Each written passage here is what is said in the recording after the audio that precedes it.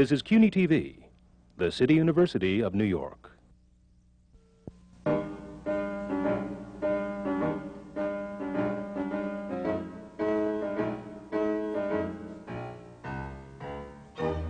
City University Television presents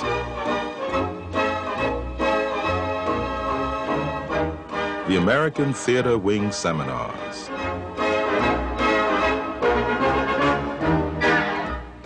Working in the theater.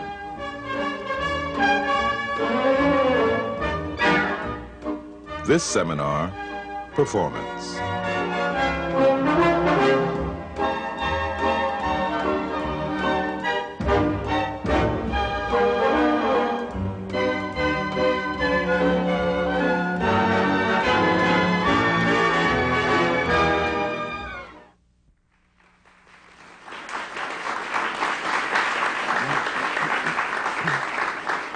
A warm welcome to the American Theater Wing's Working in the Theater Seminars. Now, in their 24th year, they are coming to you from the Graduate Center of the City University of New York. These seminars offer a rare opportunity to hear a discussion of the realities of working in the theater, from the performers, the producers, the playwrights, the directors, designers, casting directors, press agents, union and guild leaders, and the many other theater professionals to whom these unique seminars have become so important. Since first introduced, more than 800 of Broadway and off-Broadway's best have been seminar guests. And as many of you already know, the Wing is more than the Tony Awards. These are given for distinguished achievement in the theater. However, we are an organization whose year-round programs are dedicated to serving the theater and the community with the goal of developing new audiences.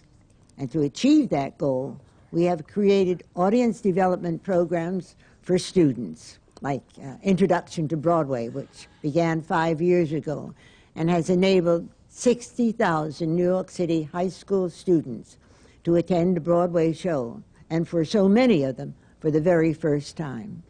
And through our newest program, Theater in School, theater professionals like those you will meet today go directly into classrooms to work with and talk to students about working in the theater. In addition, we have our hospital program, which dates back to World War II and the Stage Door Canteen. Talk about volunteerism. It started a long time ago with the American Theater Wing. And from Broadway and off-Broadway and the cabaret world, we have entertained more than 75,000 patients in nursing homes, veterans hospitals, children's wards, and AIDS centers in the New York area, bringing the magic of theater to those who cannot get to the theater itself. We are proud of the work we do and happy for that wonderful working relationship we have with the theatrical community, and are grateful to everyone who makes what the American Theater Wing does possible. We hope that you will enjoy and learn from today's seminar on the performance. And now, let me introduce today's panel.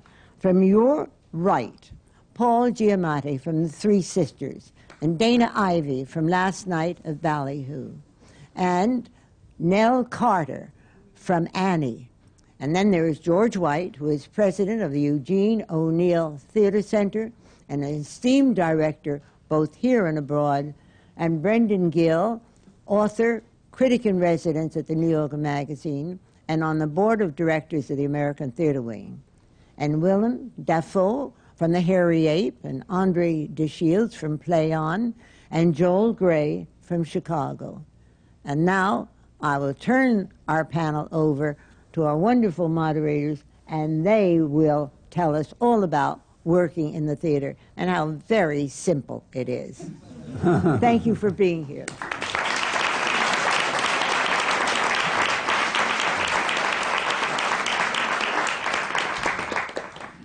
Thank you, Isabel. I'm going to start simply because I have to leap in due to my sponsor and ask Willem a question about Eugene O'Neill's Hairy Ape. Sure.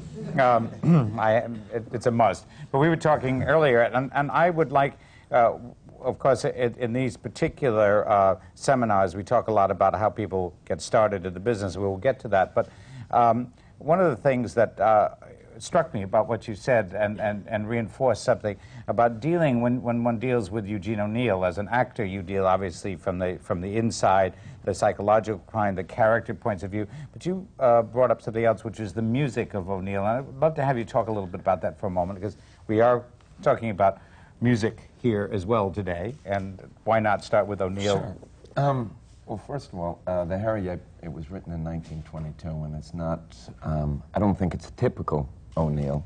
It's allegorical, and it's not, he makes a big note in the beginning, and it's not a naturalistic play. One of the first things that I dealt with playing the role of Yank, the title character, was with the text. Obviously, the text as music. It's, and I found that I didn't even approach it so much for meaning initially, as there were built-in rhythms that were very, very strong, and it's through the music that I found the meaning. And that's, that struck me as very specific. That process was, wouldn't be my normal process, let's say. And now I appreciate how beautifully O'Neill writes in terms of music. What would be your normal process? I'd probably, I'm a person that prefers doing things as opposed to saying things, so I would probably respond much more to actions than I would to the text. But this is quite verbose, and there are these huge speeches, and in our production, we perform them at a very quick clip. Did you read anything about the original production, 22? There was, I remember there was an actor, Louis Wolfsheim, who played your role. Right. What did the critics make of that, I wonder? You got very, very, very mixed reviews at the time, because I think it was a very adventurous play. It wasn't typical of the things that was being written at the time. He almost always got mixed reviews, which was a good sign. He was always doing something new. I was also saying to Georgia, it was funny, because in looking at the old reviews from 1922, they said, okay, he's a good writer, we got to give him that, but clearly, he's a one-act playwright. Anyone who's got 4.5 hours at Iceman. The music of dialogue is critical. I think one of the great things about Ballyhoo is that seemingly colloquial language is really extremely eloquent and very touching, and yet it doesn't have to be lyrical, and there's no sense of artifice in the language, and yet it is a kind of underlying music. Don't you feel that yourself in the play? Well, I do, and I think I'm a Southerner, and it's a Southern play, and I think we all know that people think of the Southern expression as being something very musical and lilting, and when I read things, I approach this text very much as Willem did. I hear things when I when I read something. I sort of hear the way it should be, and then I can do the inflection and the rhythm and the timing that I feel is correct for what the character and the situation is, and it leads me back into the meaning in a play like this. And some of my readings have changed because going from that initial understanding, which was correct, I have found a way to make it even more correct, deepening it. But the music was there first, and it shapes the whole structure of the play. Everybody in the audience always wonders the degree to which the audience itself causes you to change your readings in a long-running play. Would you be affected by the audience's responses, or is it something you're finding yourself? Sometimes I'm affected by the audience's responses, but I have to say probably not in a good way. There are moments in the play, in Ballyhoo, that are, for those of you who haven't seen it, it's very, very funny, but it also has some very poignant things in it, and they're juxtaposed very, as in life, very quickly, but sometimes the audience doesn't want to turn on a dime, and it makes it so. I've changed the way that I deliver certain things in order to try and stay in control of the audience so that they don't continue to laugh through things that they're meant to start having feelings about. And it's very hard to help to get the audience to go with me sometimes. And it's a constant sort of battle, but that's because of the way the text has got these things woven together. Brendan, I'm curious about this whole idea of music that Willem was talking about, because 5 years ago I did a production of Ibsen's When We Dead Awaken that Robert Wilson directed. And it was an opportunity to work in a completely different way than anything I had ever done. It was all about music and structure and dance and movement, and the acting was like the last thing that you ever came to. And it was difficult, but ultimately it was very exciting to be in a sort of a new form. And I knew that it spoke in the way that Robert Wilson, who is a great theater artist, meant for it to speak, and we were all part of that expression. But it was terrifying because it had nothing to do with anything that any of us had been trained for. That would be even more, it'd be even more remarkable because what he was working with is a classic play, but also a foreign play. Nobody ever translates Norwegian well. Would you like me to tell you even worse? Please, yeah. We performed it in São Paulo, Brazil. And that audience understood only Portuguese, and we were speaking English. But you know, because Robert Wilson is a great opera nut. She's a lover as well. So, I mean, we're obviously sneaking up on all of you about music here, but I mean, to start from this way, I think is quite exciting because there is music in so much language that we tend to forget about. Well, this is curious to me because it seems to me that it is the music we are trying to hear in whatever effort we make in the theater.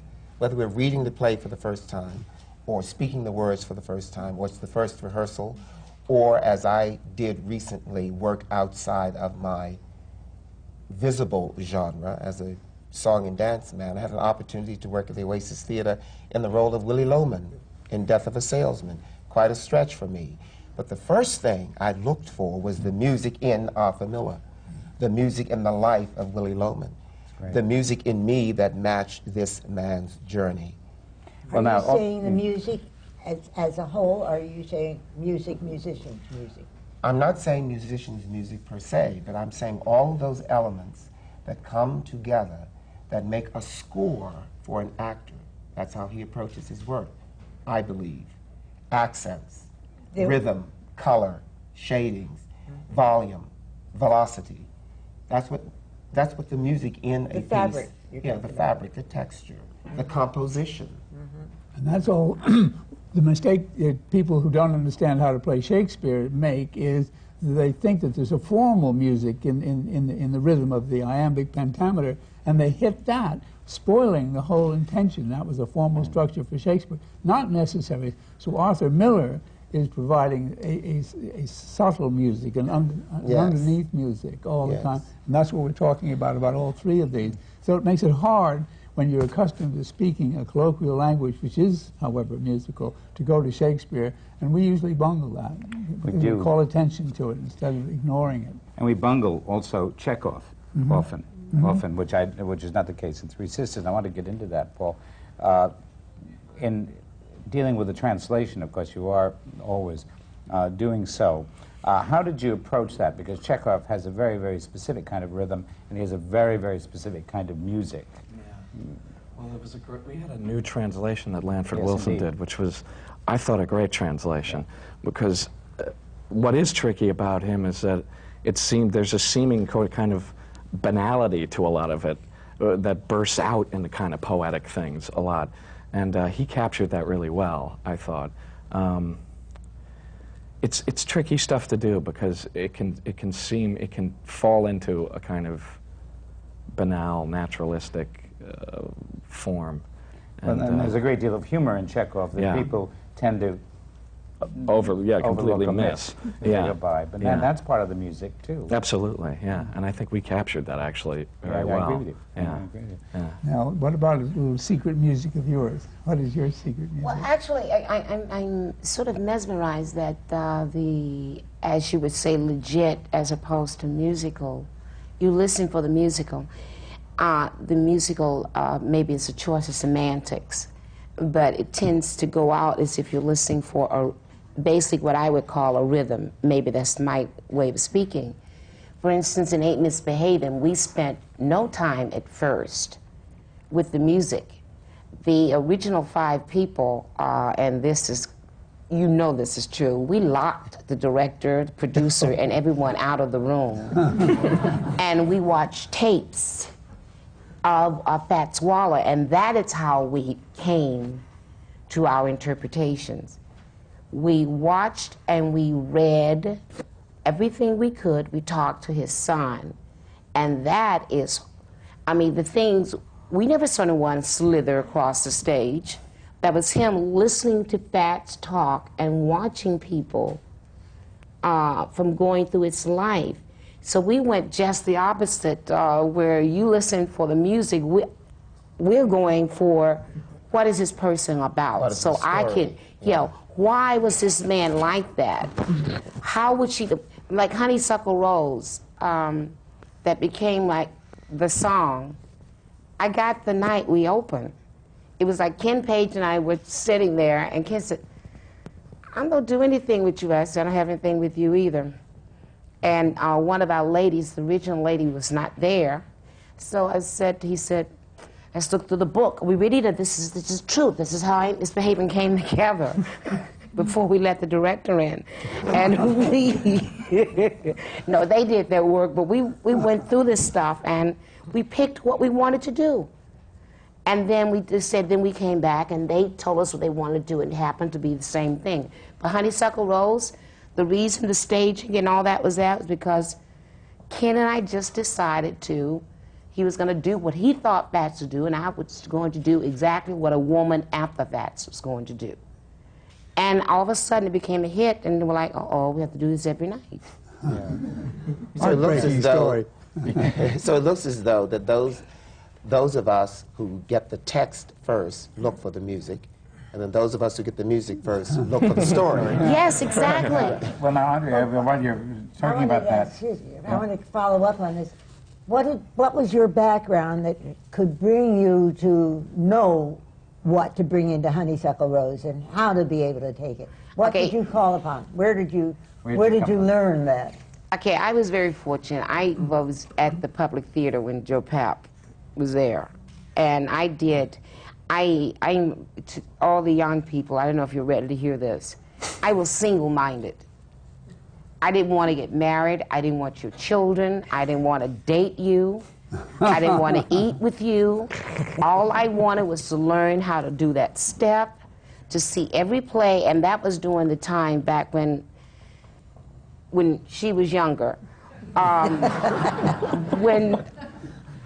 And there was a show on, you would find a way to get backstage so you could watch this show. I would follow Elaine Stritch everywhere. I wanted to see Fiddler on the Roof. I would watch it. I personally like Greek tragedies. I like Euripides. That is something that I like to do, and I had a chance to do that. But I found the more I did that, the more people wanted you to sing. And that is a part that no longer is really the problem, but for a while that's all black people did. In the theater, they don't really think you read, that you know different works. I'm more interested in history than I am in a lot of other things.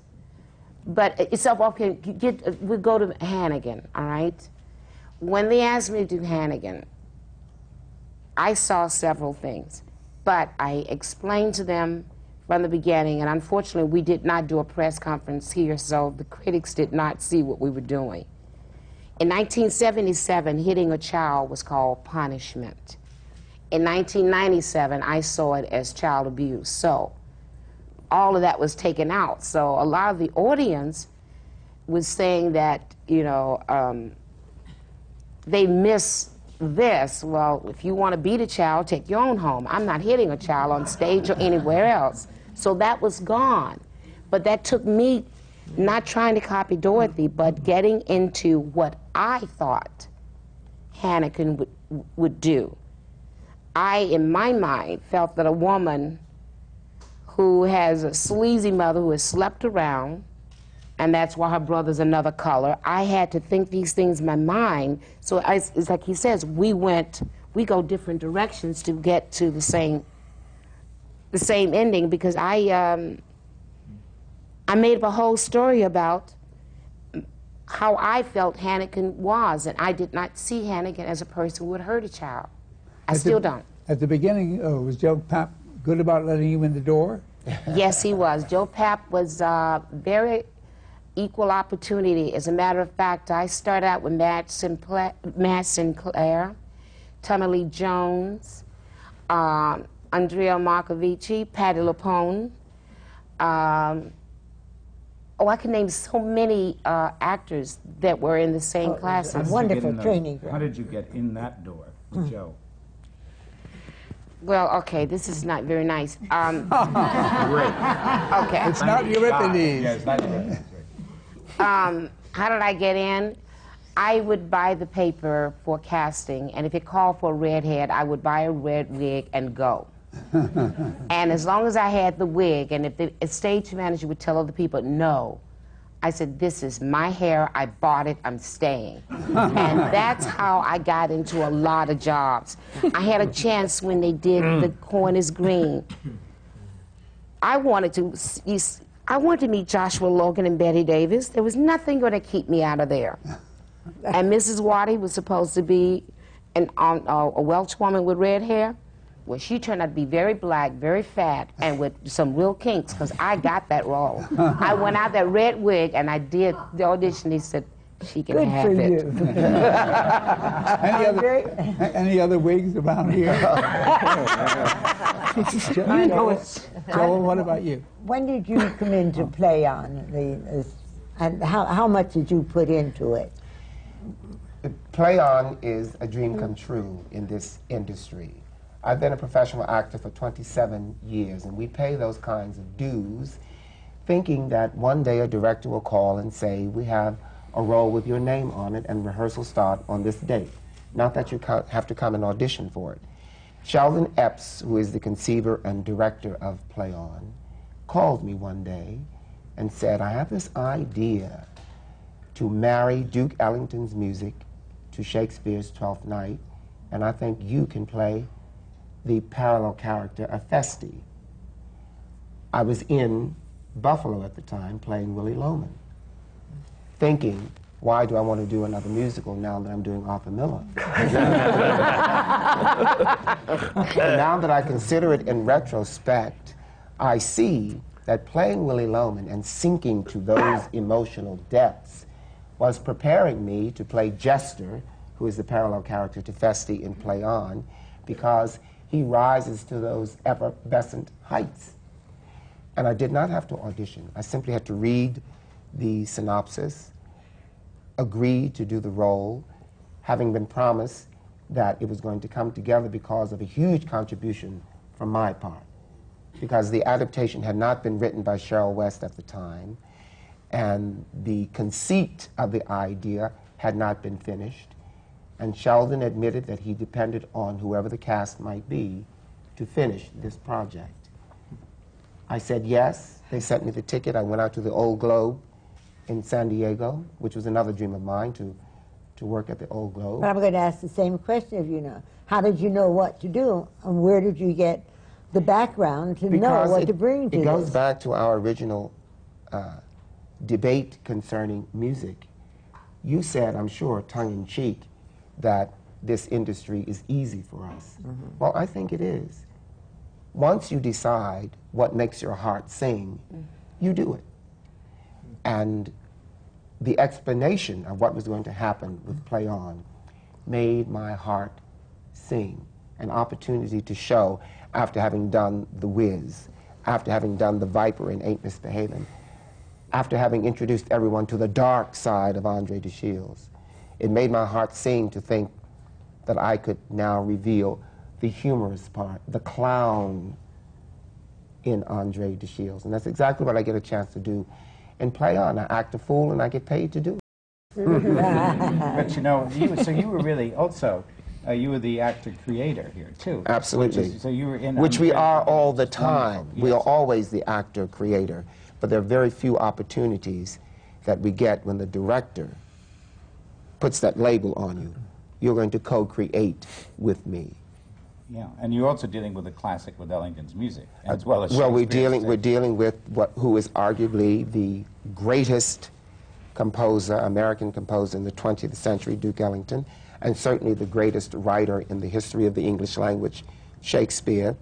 And it is amazing how the two have married. There are moments in the show when you must think that Duke Ellington was an Elizabethan composer because the song fits the story, or you think that Shakespeare lives in Manhattan Plaza because the scene fits the music that perfectly.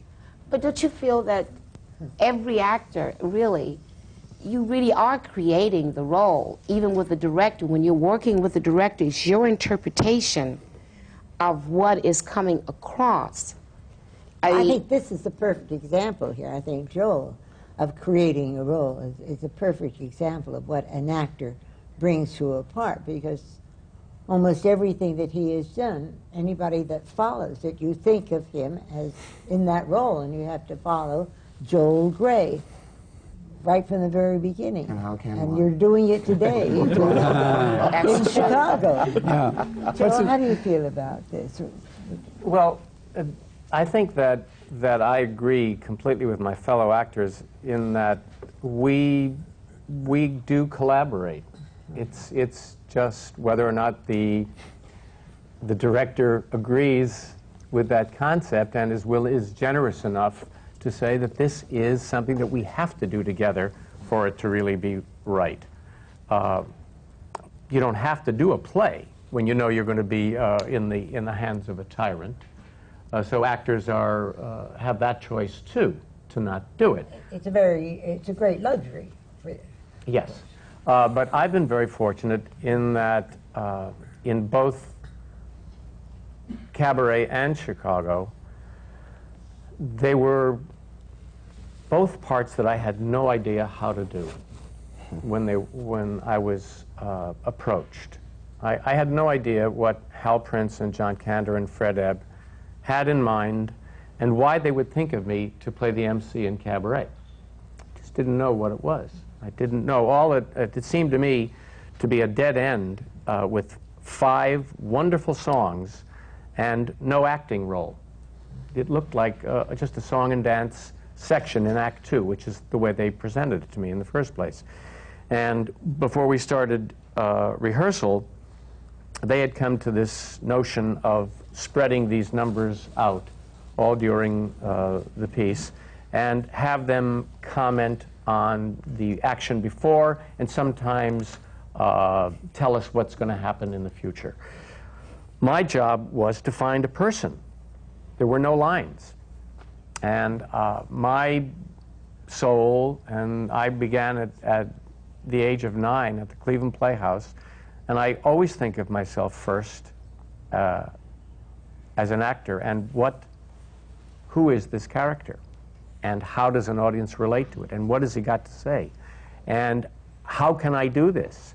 And I had no idea. There was nothing of that indicated in these 5 songs. There was this a decadent master of ceremonies who sang and danced.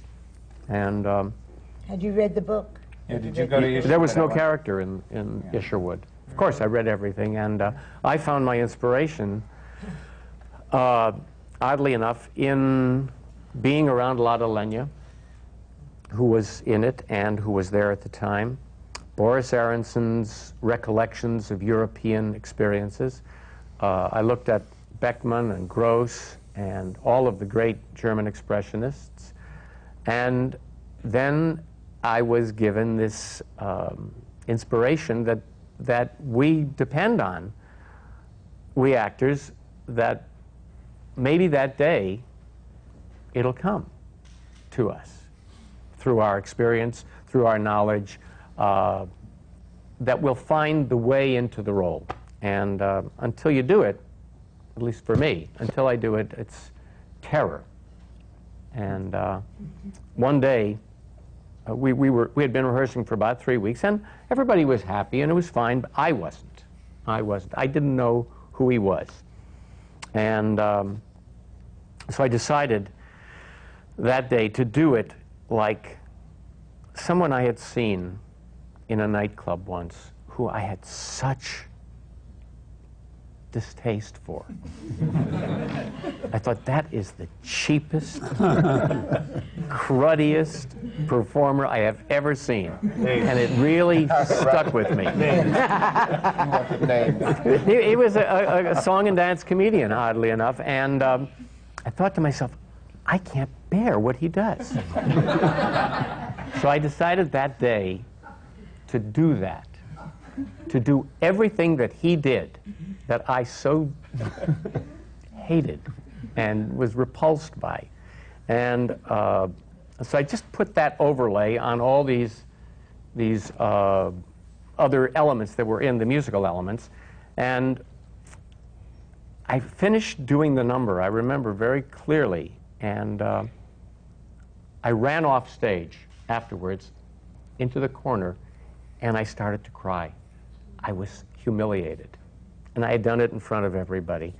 And I was just, it was so painful to acknowledge that I knew about this, and also maybe to, in some way, I was killing somebody.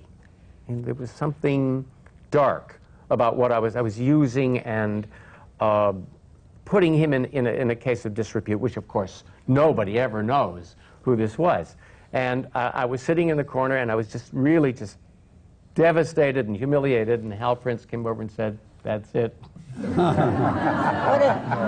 I had to live with it, and then come to love it. Not only did you have to live with it, but everybody now who does cabaret is doing your interpretation of that role. So you really created more than just, you know. But, you know, on these seminars we heard over and over again in talking about background, that it's not only being able to work with people, but it's also to know what to draw on.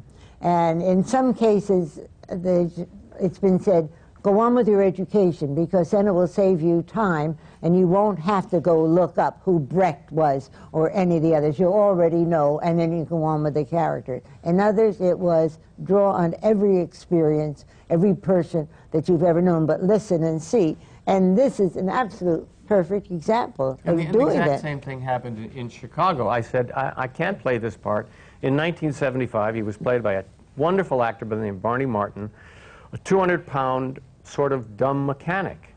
And I said, I don't think I can do that. And when I came to New York, it was, I think the only reason I said yes is it was for 4 performances at Encores. And there was a kind of, it was less literal. It was more abstract, and it was a wonderful song, Mr. Cellophane. So I came in to play those 4 performances, and was lucky enough to have a director by the name of Walter Bobby, who said, we have to find a new way into this character for you. And so we began from scratch. And rather than him being a secondary supporting character that you really just sort of thought, why would Roxy ever want to be with him? Of course she's cheating on him. We decided that what he did for love. And he was the character with love and a sense of dignity in Chicago. And it never had lived that way before. And Walter decided that it was, in fact, now a play about 4 people. This was not just another good, extra song in Act 2. So we found a whole cloth, and it was a very satisfying experience. But once again, totally different. The MC was in your face, and from now on, that's the way it's going to be. And Amos Hart, you can look right through him. Yeah. He's not there. He's just a cellophane. He's still a very small part, which you make into a big part. But in terms of number of lines, it's remarkably small for that tremendous But are we impact. talking about quality? Yeah, we are. And small parts and small actors? That's right. And That's what we are. I have to say about Joel, that he is such a rascal because he can play and evidently enjoys playing a kind of clown who then knows perfectly well he's capable of breaking your heart. And you are going to have your heart broken by this man who at the same time is so capable of making you laugh. And this goes back, I suppose, 2,000 years. This is what Moliere, my favorite comparison with Joel. I've always wanted him to play Moliere, but that's what he could do, and that's what you do, and they're always able to do that, and that is in you. It is in you that's coming out. But I never, ever, ever think I can do the things that I end up doing and finding great satisfaction. I'm usually, I don't know how to do this. And when I say that, my friends say, he's going to do it. Yeah. Well, the light goes on at some point. Right. I have to be a rascal now, because I have to graciously retreat from this marvelous company. I need to get back to Rockefeller Plaza, where we are doing a great tribute to Duke Ellington. Today marks the 98th anniversary of his birth. Oh, wonderful. And we are, as it were, literally dancing in the streets. So thank you for the time. We're all going with you. Isabelle, I want to do this. First, because I know how to dance. Yes, I Nobody know else you does. do. So I want to be able to do this correctly. Do I just unmic myself and get out of here? So long as you sashay off. Okay. I will do that. Yes, Thank you yes. so much. Thank you for coming. I'm proud of you. Can I help you?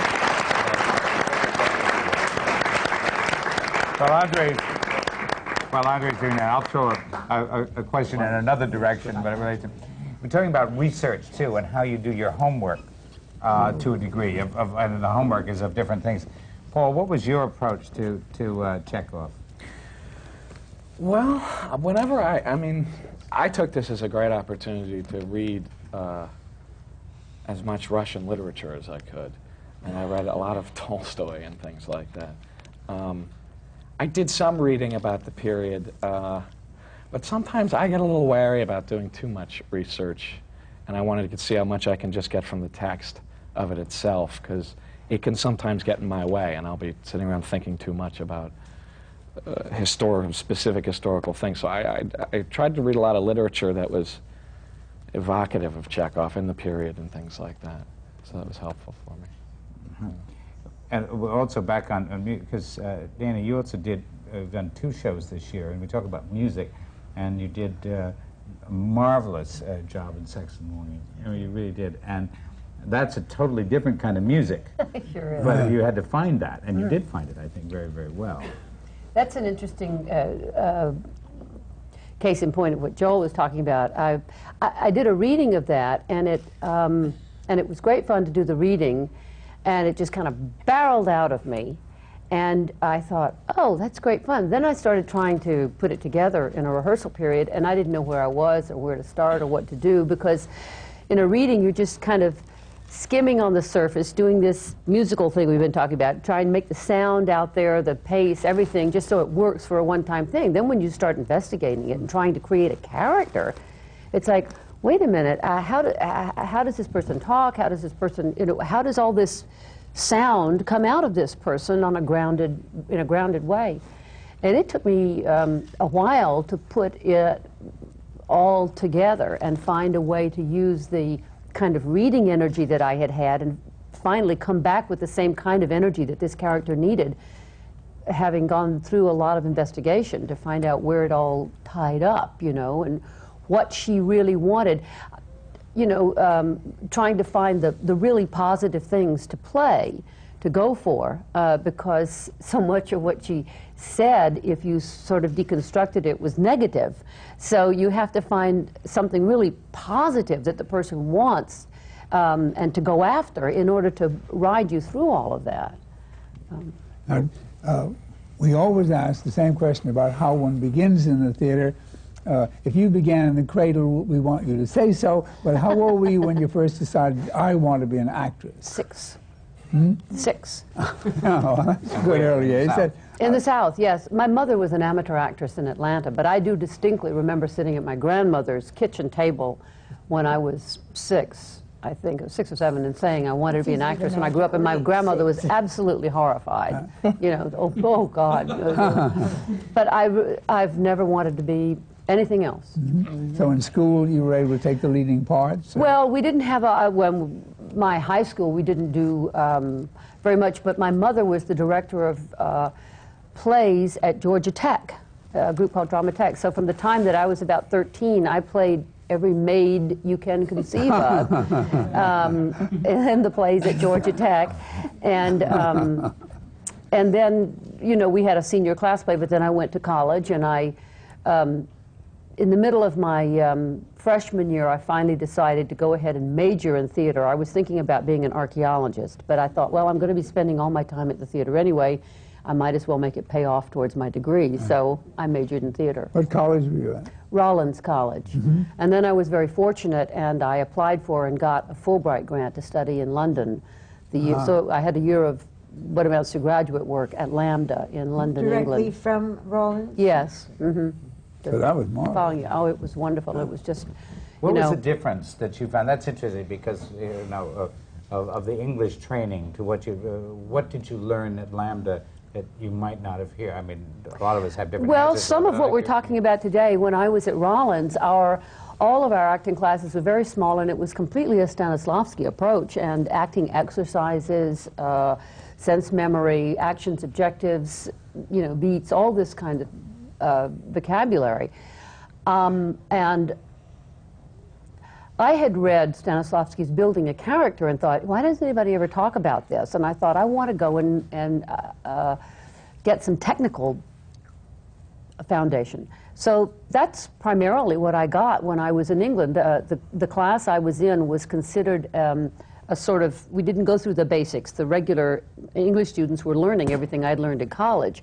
But our class worked on voice and movement, diction, text, just all of the ways to try and, you know, just not working with trying to figure out how you feel or the way you're going to show the way you feel. We're all working only on the structure side of it and giving us a really strong capability for using our bodies, our instruments, as well as we could, given any feeling we wanted to express. So it was primarily a technical instruction that I got there. Then did you come back to Rollins, or did you come to New York? No, I had graduated from Rollins. I came back, and I actually went to the Front Street Theater in Memphis, Tennessee was my first job when I got back from London. Mm-hmm. And I was there for that's where I got my equity card, and I was there for a season of monthly stock for 7 shows.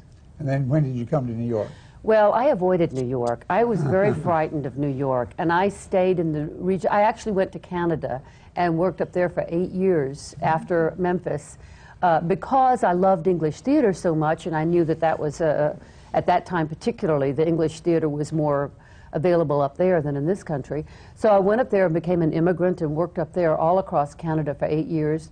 I finally came home, but I went back to Atlanta for 3.5 years, and it was a long time before I came to New York. I was really afraid the city was just going to eat me up. Were you working in a resident company in Canada? Or Yes, I would go and work fall, winter, spring for a whole season. Most of them had seasons that were kind of September to May, and I would do a season with a company. I did a season in Winnipeg, 2 in Calgary, 2 in Montreal. I toured 1 year across Canada with a bus and truck, which is everybody should have that experience. So. You know, I say it after it's over, but it's like being in the army or something. Afterward, it's a good thing to have done. Oh no, and every young person, I wouldn't trade anything in the world for that experience, and I'm glad I did it when I was young. But it was wonderful. It was wonderful. You just have to go into a space immediately. You arrive in the afternoon, even have to set up the set. You go in and you have to, you know, assess the space and how you're going to fill it and use whatever your performance that you've arrived at with your colleagues, and you have to make it work in that space, and the spaces vary widely, and it's a wonderful education in itself, just learning how to perform in a space. Brendan, one of the things that occurs to me now that I think might be worth talking about is that we're all in enterprises right now where the public wants to see what it is we're doing. But the things that we do in those enterprises, we have done hundreds before that make us who we are today in this particular piece that Willem is in, and Dana's in, and Nell and myself. And a lot of them were failures. A lot of them were experiments. A lot of them were exactly what she was talking about. Dana and I worked on a wonderful John Shanley play a couple of years ago at Vassar. I watched her creative process. It was remarkable. It was exactly, it was sort of like sitting, you really knew that then, and realizing that worked. We learned so much there, but what we learned there is in her performance in Ballyhoo. It was the sum of an awful lot of experiences. Yeah. But Willem, how early did you begin? Can you do better than 6? Well, I feel I feel a little out of place because when I look back on things, I feel like for the longest time, I didn't decide that I wanted to be an actor, and I didn't really train to be an actor. And when I look back on it, the truth is I've had very, very little formal training. But on the other hand, ever since I was quite young, I was performing first as an amateur, and then I became involved with companies quite young. First, a company in the Midwest that spent most of their time in Europe, and then with the Wooster Group, this company downtown that I've been with for 20 years. So that's a lot of training. That's a lot of training by doing. But whenever anybody talks about training, I get a little nervous. I'm gonna be exposed. Someone let me in the door. No, the doing is the training. And the failing. It is. Yeah, failing is terribly the wonderful important. thing with working with the company and working with a lot of the same people for 20 years. I mean, I think the Wooster Group is one of the oldest true companies in the country that actually makes original work. You know, we're allowed to fail quite a bit. Now, did you go to school? Did you bother with school? I went to school briefly. No. More exposure. University of More Wisconsin. exposure. Yeah. You know, and basically, yeah. I just followed my nose. I mean, The School of Hard Knocks is just as good, okay? The thing is, I know I will not say my age, but I'm from the South, and all I know is that to me. because you keep on and up to things that I can't compete with, girlfriend. I am 23. I remember being punished and coming downstairs and seeing All About Eve. And I came down with Margot. It's from the audience point of view. And it was not a doubt in my mind, and I was a child, same age. I was a child that knew that was what I wanted. I didn't understand it. And I cannot explain to you what, how some people put emphasis on where you've been and all that. Through Joe Papp, I did get a scholarship to learn at the Young Vic in London. But I do not put that in my resume. A lot of things I won't put down because most of my failures are my proudest moments. Go on with that a little more, because I heard you say failure, and you did too, Joe. Failure is important.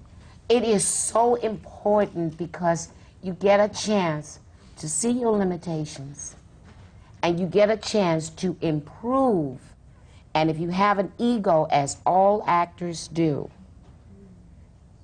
you will find a way to just get at it and get at it and get at it and get it. It's like going on the day after bad reviews. What do?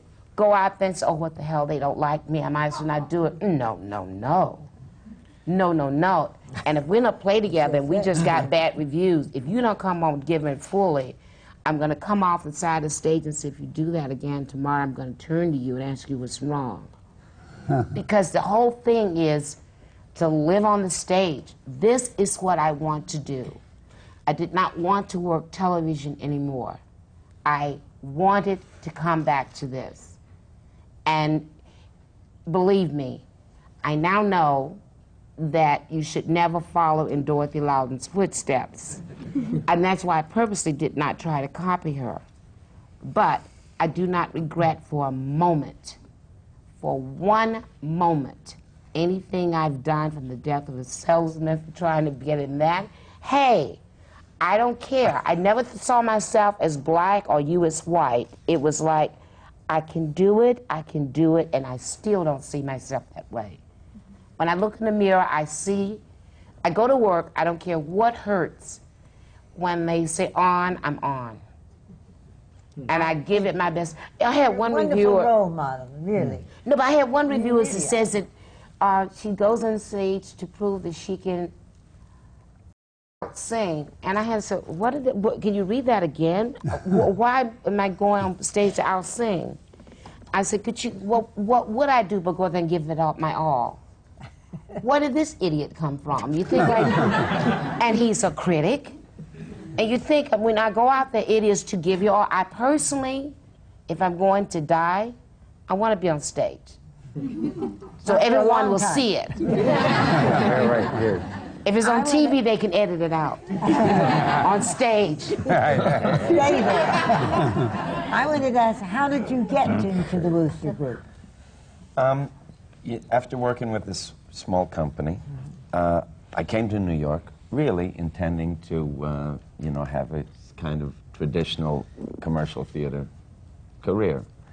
And I looked around, and I was seeing all kinds of stuff on Broadway, off-Broadway, and lofts, and I just saw this particular performance at the Wooster Group, and my jaw dropped. And I wanted to become involved. So I went to them, and I said, look, I'm a carpenter, I'm a pretty good carpenter. I just insinuated myself into the company, really. I made myself. You were an actor. No, I said I was a performer too, but it was like an informal apprenticeship, really.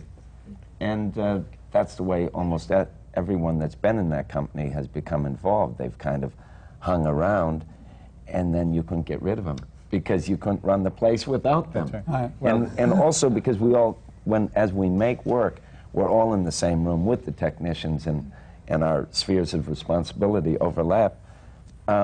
Pretty soon, the guy that's sweeping the floor starts to do the props. It's really an old-fashioned way to work. And then he starts to have small roles, and then before you know it, where is he? He's got to do that role, and before you know it, he's doing the lead role.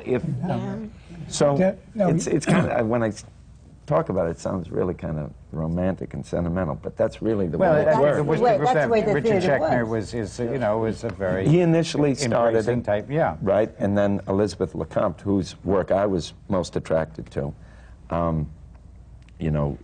That's where the existing work really. You mean if I wanted to join the Wooster Group? Drop by, Joel. I'd have to sweep up first? We could work something out. I'd love to go back to those days. Yes, I mean, I wouldn't mind. Floors and windows. You have a very distinctive voice, but there was no voice training. You can recognize your voice long without seeing you because the particular timbre of your voice. But that just was with you from the beginning while you were sweeping floors. Yes. Well, what made you come to New York from, Wisconsin and Middle West? Wisconsin, basically, New York was where the theater was to me. And what got you interested in theater? Where did you come from in Wisconsin? Was there a regional theater near you? No, I mean, there was a small community theater, and then when I went to school for a bit, and then there was this small company called Theater X in Milwaukee, actually. I don't know. I wanted to be an actor, and my idea at that time, particularly, being an actor was about being in the theater. It wasn't about movies. Partly because I didn't know anybody in movies. That was something way out there. I mean, I like movies as much as anyone. But I clearly wanted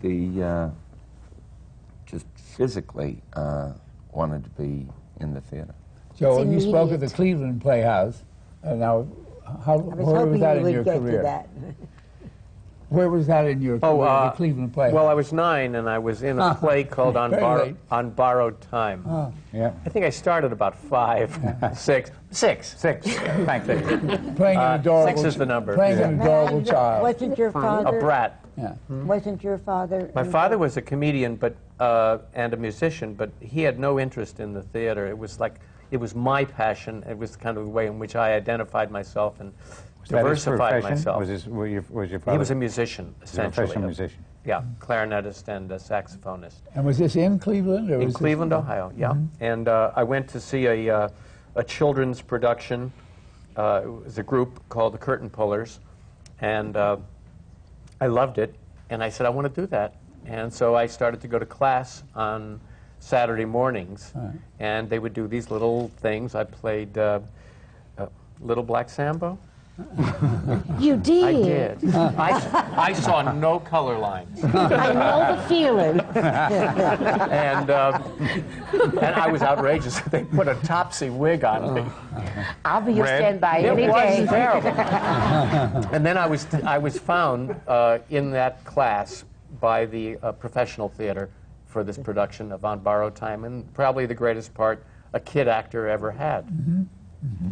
Sure. When did you come to New York? When did you come to New York? I came to New York when I was 19. I came for an audition when I was about 12 for Life with Father. Oh, for heaven's sakes. Yeah. Now, Went right back to Cleveland. Save it. We have to break for just a minute now, and so that everybody can stretch and can turn around and think about all the questions. I'm going to stretch. I'm going to do cartwheels. And we'll all come back again. Please don't go away. Just think of all the questions you want to ask this panel. Have them ready, and somebody from the wing will take them for you. And we'll be right back.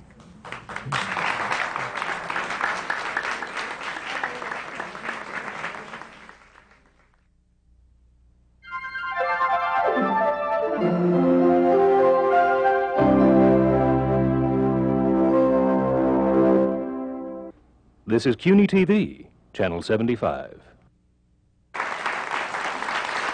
We're back at the American Theater Wing seminars on working in the theater. And this seminar is on the performance.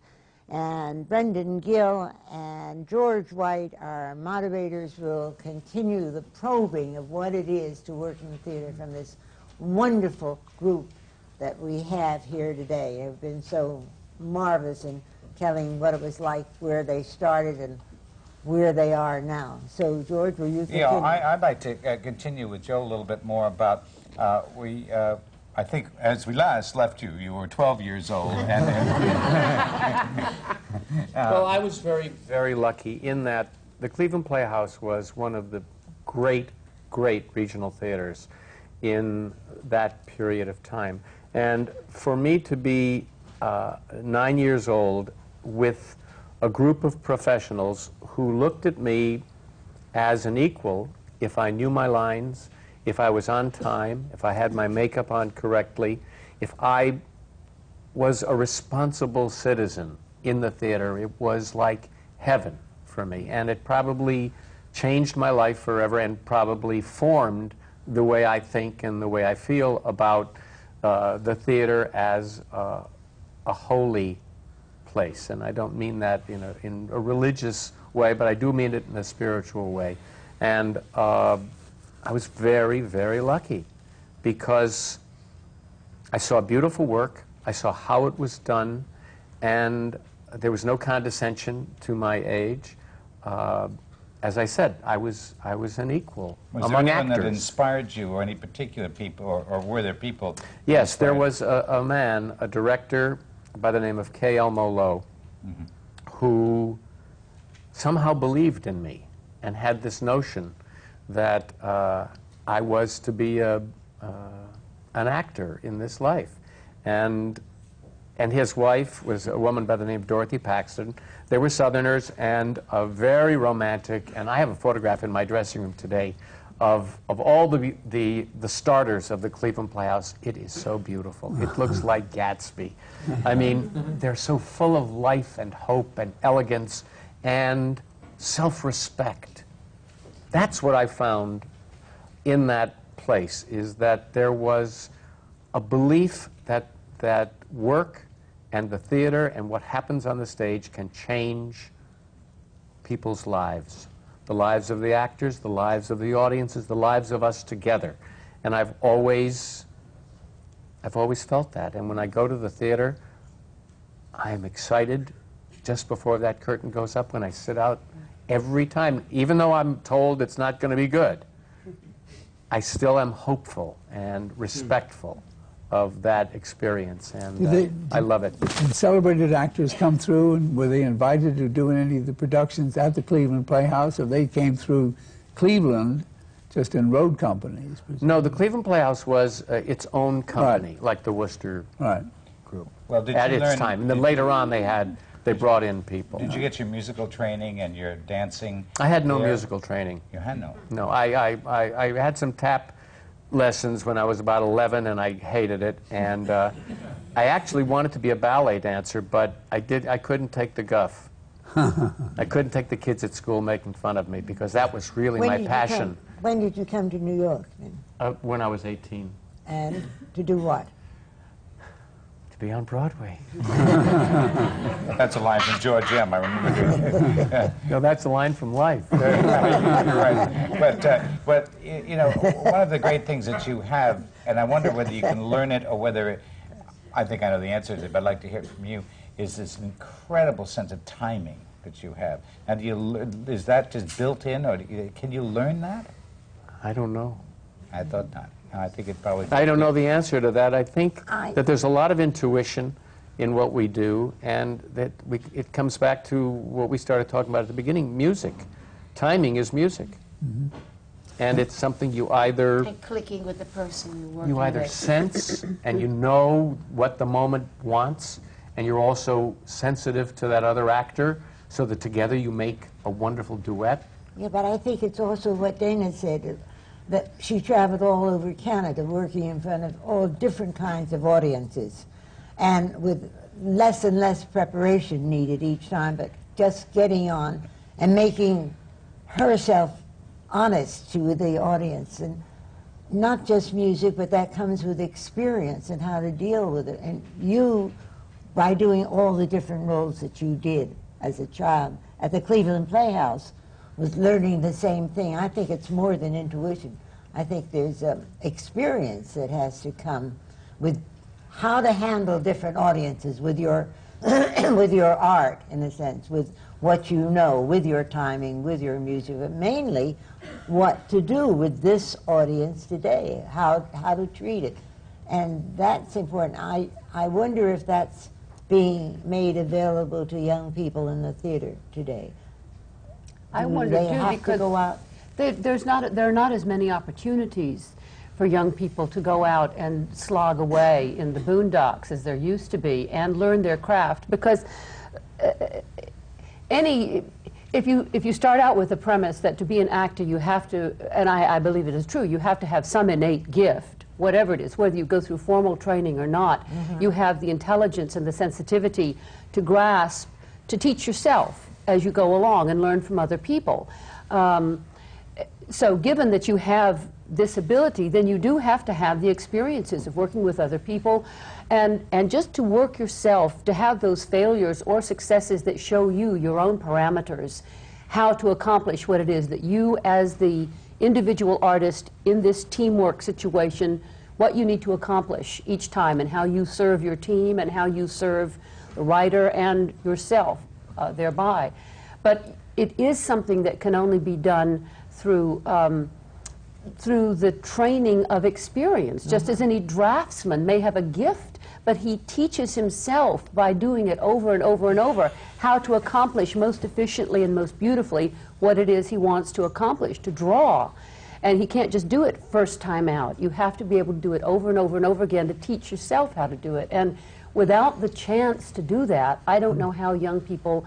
Acting schools are great, but that's not the same as having to go out and deliver to an audience and communicate with them. And there are not as many avenues for young people to do that, I don't think, today. And that sounds crazy because we had this huge boom of theaters for so long, and there are probably more theaters now than there were when I was starting out. And yet, maybe because there seem to be more young people trying to start out as well, there just seem to be less opportunities. Also, I think that young people don't really want to do that work. I frequently talk to young actors who want to be celebrities. And they want to be movie stars or television stars. They don't want to do the work, per se. And I think there's a confusion in their minds about what we do or what it is that one does as an actor. And they're not willing to you know, go and live in Podunk for a year or 2 years if that would be the thing that would help them to learn how to do what they need to do. Nobody ever told them that that was how it works. Yeah, I guess you see, it's right. another kind of generation with these enormous stars and television and that quick fix notion.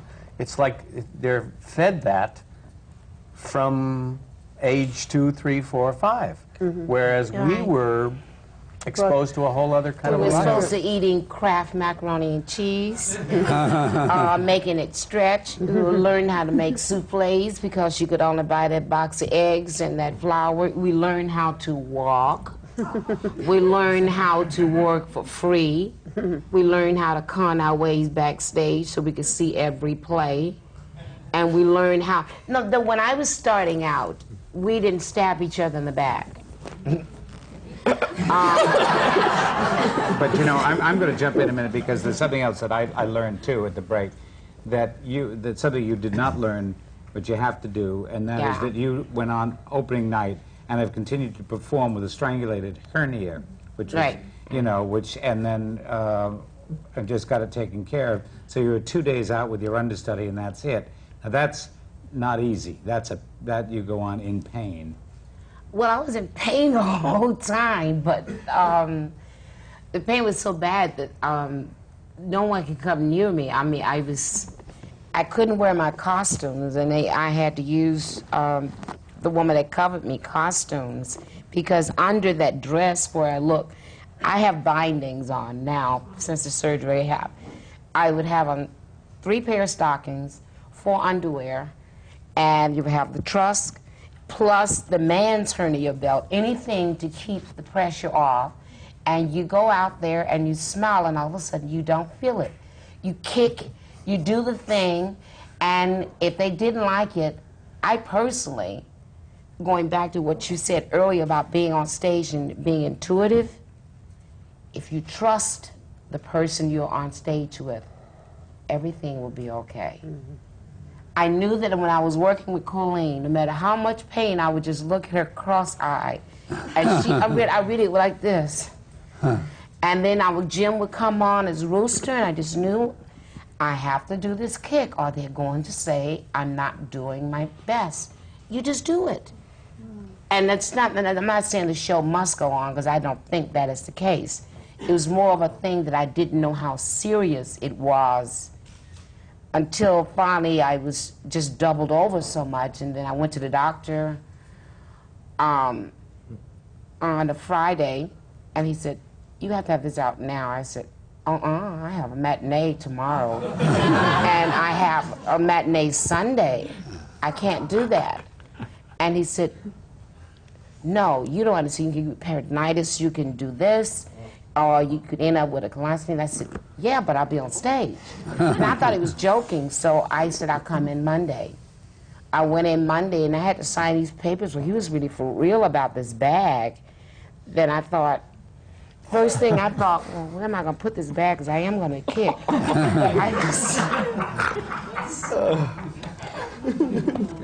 Where you at? Okay. That's great. But I got back on stage, and today's the day to get the stitches out. So you're in time. I'm alive. And they're just selfish. The other part, the understudy is so good, she'll never go on again. They stood up for her. She'll never go on. Paul, tell us a little bit about you. I know that your mother is a trained actress. My mother was a trained actress, and tell me a little bit about your getting into the business. Well, I mean, I kind of came from a sort of theatrical family. I mean, literally and sort of metaphorically very theatrical people. I know. Very Italian kind of. So I think that it was always something that we kind of did, but I think I denied it for a long time that it was something I wanted to do, because I kind of thought this isn't something a serious human being really does. So I guess I'm not a very serious human being. Where did you study and go to school? Well, I started really doing it undergraduate at Yale University. And then I moved out to Seattle. Now, I was going to say, I mean, speaking as a young actor, a fairly young actor, I mean, I don't know if it's true to characterize young actors so generally, because, I mean, I knew plenty of people out in Seattle, where I lived for about 4 years, and we really worked in little black box closet theaters, making $13 a month was what we made. And I mean, there were lots of people out there, and there are lots of young actors who are doing that kind of thing. And also, I think it has to be said fairly that young actors learn on television. I'm always baffled by that, because they learn how to become actors on television, because they need young people playing young parts on television. Where do they get their training? In their teens, I guess. I guess so. I don't know. I mean, but there is good work being done by actors on television. There definitely is. It's just a fact. There is a lot of it in places like Seattle and Chicago and places like that. The regions have done a lot of. Yeah, so I mean, there is a lot of that. Those are the stars, the Seattle and Chicago, for those kinds of places. Minneapolis and Providence. But in between, you need just to go out and work and be able to sweep the floors and make. And also, I think you need to have the opportunity to work with people who've been in the theater for a long time, right? So that you can observe them. You know, if you can throw 5 talented people together, and maybe they'll start coming up, young people with a lot of good stuff on their own, but you can learn an awful lot from working with seasoned professionals. And there is a sense of theater heritage and what you do and what you don't do that's, I guess, sort of unspoken. And not that it's gospel, but it's helpful. And you know, and there are things that are useful in the theater, necessary in the theater, that are not good in films and television. There's, you know, you want to be totally spontaneous in films and television. It's like the moment, but you can't just be totally spontaneous on the stage, because you may wreck somebody else's scene, you know, and you have to learn to do a kind of glorified abnormal behavior that looks normal in order to feed what's necessary, because you could be splitting focus and you could be, you know, doing all kinds of things to wreck a scene if you're being totally spontaneous. So there's some things that work in one medium that don't in another that people need to learn about. But I think knowing your craft will help you go over to another medium. Right. Oh, absolutely. Well, Joel, you mentioned you know, working at the Cleveland for so long at the Cleveland Playhouse. Again, that you really didn't have a lot of drama school, except that learning by picking up. Later on, I studied at the neighborhood playhouse. Oh, you did? And then with Meisner? With Sanford Meisner. Right. And then with Wynn Handman.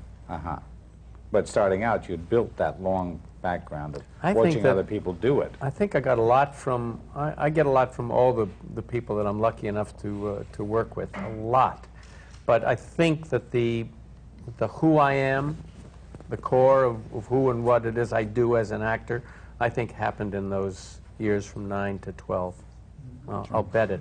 And because it was so positive and so intelligent and loving and respectful, and I was thinking there really were manners that were part of the theater life, and there were manners were part of American life once too, and I sadly miss that. Sort of basic courtesy, professional courtesy, real courtesy, human courtesy. Human courtesy. Yeah, which is, that's amazing. Willem, did you have a mentor? Did you have anybody that you looked to? Not specifically. Basically, these people that I work with in the Worcester group, I'd say. So you bounced off each other and therefore became each other's mentors, is that? Right. I mean, they were really making work, you know, very articulate, very strong work when I was pretty much unformed, so I still look to them. Great. We have so many people that want to ask questions that I'm going to have to interrupt you now and see if you can answer some of them. Won't you come up, please? David. Nell Carter had said before about giving the show her all, and as we heard from your story, you certainly are still doing that every night. And this question relates to that issue of maintaining the show and consistency and maintaining a fresh show, 8 shows a week, especially in a long run.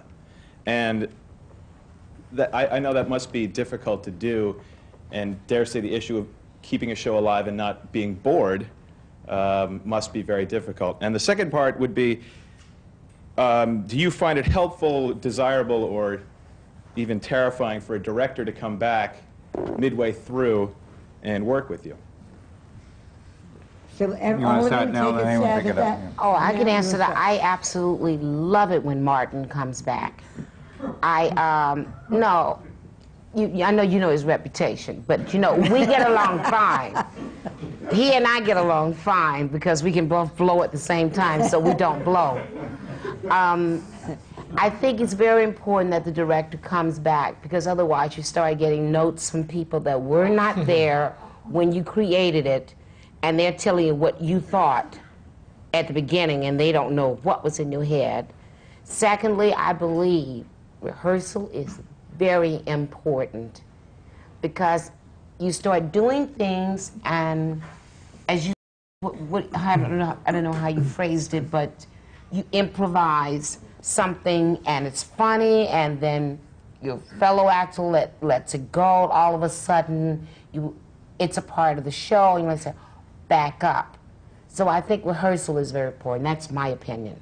Does anyone else want to answer that? How about keeping a show fresh? Now, Joel, you did God knows how long in Cabaret, and you're in just a year. Just a year in Cabaret? 1 year in the original Cabaret. That's a long time. And then I did it for a year in the 20th revival.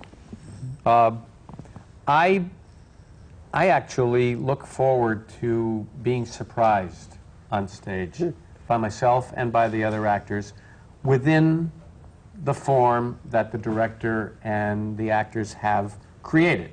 And you obviously, that has to be respected at all times. But I love when things are slightly different, but lively and still true to me. Sometimes my choices aren't as good, but I still, for the most part, think that they belong in the play. But I do love, I love to live in the moment.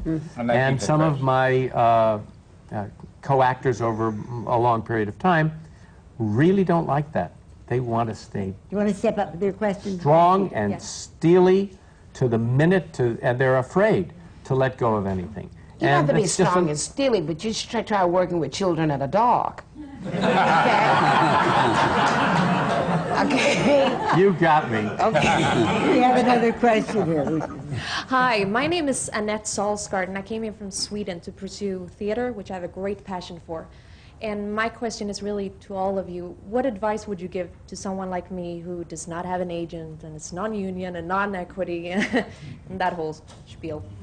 God bless you. Thank you. I feel better now. God bless you for trying and wanting to do it. I always tell people that I think you need to find out what it is you do best, and then really work on that.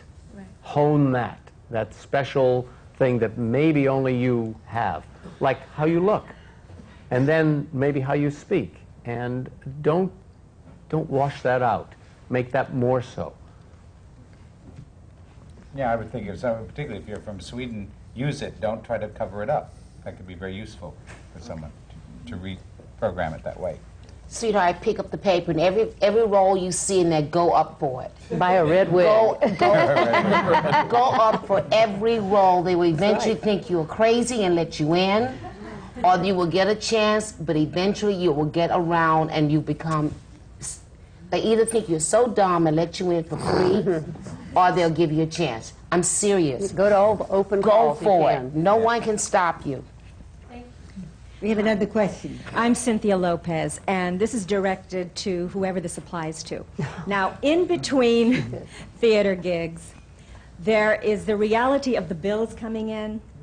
So, what type of survival jobs have you done to get over this dry hump? Try it. Paul, you want And to be start? honest. I dressed up in a big blue styrofoam fish costume once in Seattle and handed out flyers for a fish restaurant. That was really horrifying. That was acting. That's good. And I've done all that. Yeah. I mean, I'm dishwasher. Margot Evan, I'm an actor, and this question is for Willem Dafoe. In regard to your presentation and your performance, how is it different from theater and your transition into on-screen performances? Let me understand that. Could you say it again? Well, theater, as we know, is one medium, and film is a different one. And how do you change gears to get yourself involved in both productions? Somewhere at the core, it's all pretending. I don't know. They're different jobs. The time factor is very different. I don't know. I approach it, any activity, always the same, it seems. Okay, let's just talk about the differences. The main difference is theater is basically, you know, first you develop this thing and you get a score, and then you have to invest this score, much in the same way that Joel says, you know, you have to live life into it. You have to remake it every night. In film, it's so fragmented, and what you do is so mediated, that colors your process so much. I think, I don't know, you know, each time out the process is different for me. I wish I feel really Isn't the scale have something lost, to do with this too? Your performances are scaled differently for the cinematic or not? Not necessarily. Not necessarily true, I think. That's kind of, that's conventional wisdom, and 99% of the time it's right. But I think it's not useful to think in those terms, because then you're putting a restriction on you that is not necessarily going to help you. What about the close-up, the very fact of the close-up? Close-ups are a particular kind of thing, but sometimes... You can play a maniac so wonderfully, you know, that kind of thing. I'd like to ask a question, and starting with Paul, and if everyone answers, how do you deal with auditions? Well, I mean, I generally go in there mostly to please myself. I mean, I just want to go in there and have a good time most of the time. And I try not to worry about it, and I generally go in with the attitude of expecting nothing. So, I mean, you know, I can't be disappointed a lot of times. But, I generally really just try to amuse myself, have a good time. That's all, you know. That's a good point of view. Yeah. I have varying attitudes towards auditions. I guess I'm a pretty moody person. When I'm feeling in a good mood and feeling self-confident, then I go and I enjoy myself. And when I don't, I feel like it's just the most horrible thing I've ever had to put myself through. So obviously one is not successful when one goes in with a very negative point of view like that. So it sort of is an up and down. Each one is its own thing for me. Well, don't you? I mean, also, I think and it's true. I mean, here you become it's also a major performer, actor, and you still are auditioning. What about you? I go in there knowing that I'm going to get it. I do. That is my attitude. I go in there, I'm going to get it, and nothing stands in my way. And if I don't get it, they're stupid. I'm sorry. I'm sorry to interrupt this. No, you got to ask him now. I'm going to ask him, but I have to go now and say that it's been a wonderful seminar, and you've been marvelous people. But I have to finish it by saying goodbye to you and hope that you will watch more of the American Theater Wings working in the theater seminars, which are coming to you from the Graduate Center of the University of New York, right here on 42nd Street, where we can call on the wonderful people that we do today. This is the American Theater Wing, and I'm Isabelle Stevenson, president of the wing. Thank you all for being here, and thank you especially for this time.